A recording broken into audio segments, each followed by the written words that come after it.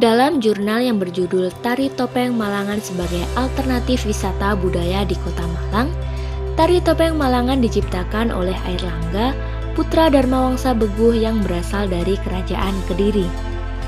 Kesenian tari ini terus berkembang hingga Kerajaan Singosari yang saat itu dipimpin oleh Ken Arok.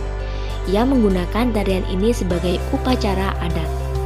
Cerita yang dibawakan diambil dari kisah Ramayana, Mahabharata, serta kisah Panji.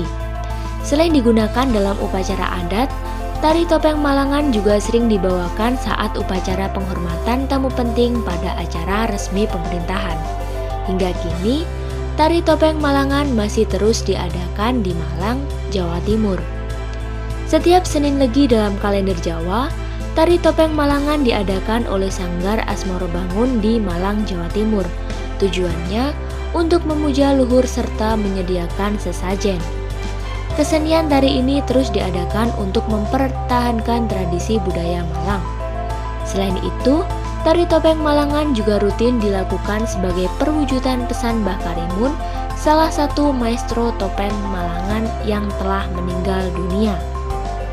Dilansir dari situs Pusat Data Nasional Kekayaan Intelektual Komunal Indonesia, kisah yang sering dibawakan dalam tari topeng Malangan ialah cerita Panji.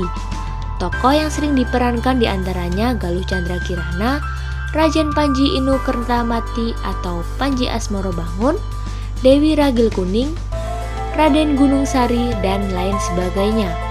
Tari topeng Malangan mengandung makna kehidupan dan watak manusia yang terkadang bahagia, sedih, tertawa, malu, dan lainnya.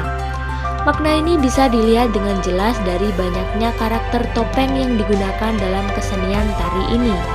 Selain karakter topengnya, makna ini juga bisa dilihat dalam penggunaan warna topengnya. Contoh, warna putih yang melambangkan kesucian, warna hijau yang melambangkan kehidupan, serta warna merah yang melambangkan hawa nafsu.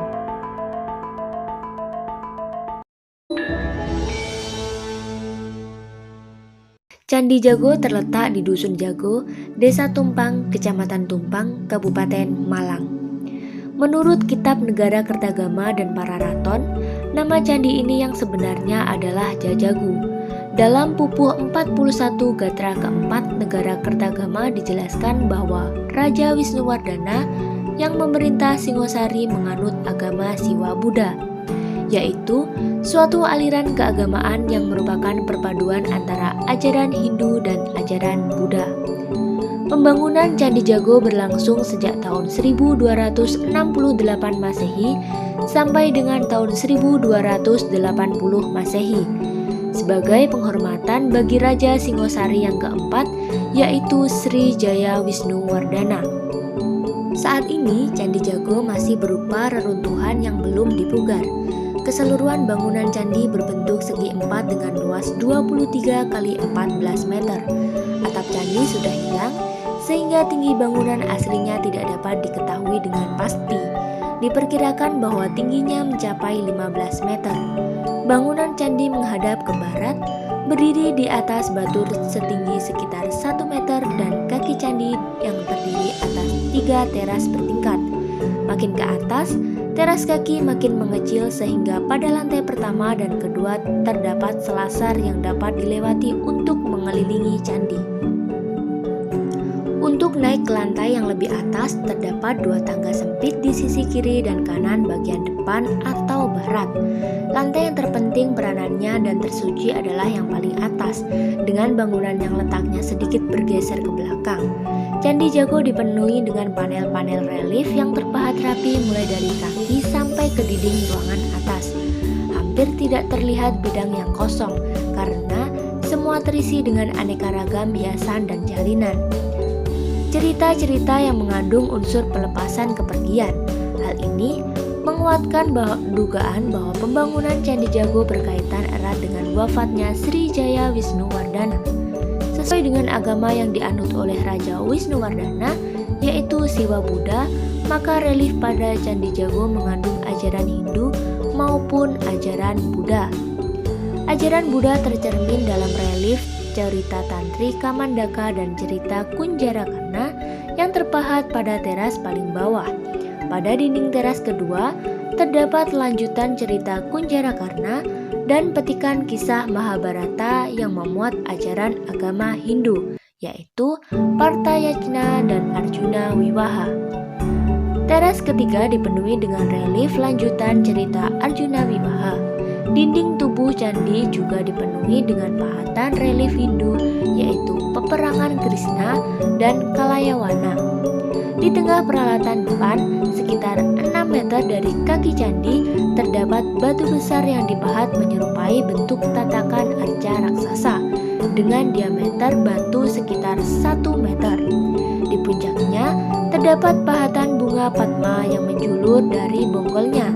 Di sisi barat halaman candi, terdapat arca Amoghapasa berlengan 8 di latar belakangi singgasana berbentuk kepala raksasa yang saling melatar belakangi. Kepala arca tersebut telah hilang dan lengan-lengannya telah patah. Sekitar 3 meter di selatan arca ini, terdapat arca kepala raksasa setinggi 1 meter.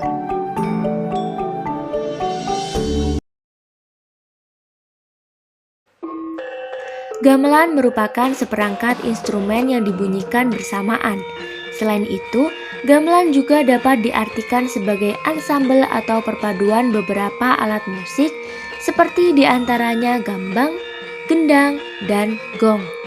Perpaduan ini memiliki sistem nada non-diatonis yang menyajikan suara indah jika dimainkan secara harmonis.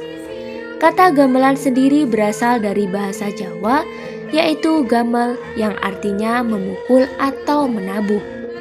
Merujuk pada jenis palu yang digunakan untuk memukul instrumen, sedangkan akhiran an merujuk pada kata benda. Alat musik tradisional gamelan memiliki sejarah yang panjang. Sebagian besar orang meyakini sebelum pengaruh Hindu datang, masyarakat Jawa telah mengenal 10 keahlian utama. 2 di antara keahlian itu adalah kemampuan untuk membuat dan memainkan wayang serta kesenian gamelan. Alat musik sejenis gamelan memang banyak ditemui di berbagai daerah di Indonesia, seperti misalnya di Bali, Madura, dan Lombok. Namun, istilah gamelan Jawa mengacu secara umum pada gamelan di Jawa Tengah. Alat musik ini diduga sudah ada di Jawa sejak tahun 404 Masehi. Dilihat dari adanya penggambaran masa lalu di relief Candi Borobudur dan Candi Prambanan, gamelan Jawa dengan irama lembut ini biasanya dibuat untuk mengiringi pagelaran wayang dan pertunjukan tari. Namun, dalam perkembangannya, gamelan Jawa bisa berdiri sendiri sebagai sebuah pertunjukan musik yang lengkap dengan penyanyi atau sinden. Sama seperti kebudayaan lain, seni gamelan juga mengalami perubahan seiring perkembangan zaman. Perubahan ini terjadi pada cara pembuatan maupun cara memainkannya, yang saat ini juga dikolaborasikan dengan aliran musik modern. Gamelan memiliki nilai estetika seperti nilai sosial, moral, dan spiritual. Selain itu, gamelan memiliki sejumlah fungsi di masyarakat timur yang syarat dengan budaya adat. Gamelan juga dapat berfungsi sebagai sarana pendidikan, mengiringi tarian, membangun suasana religius, sarana dakwah, meramaikan perhelatan, serta menyambut tamu penting.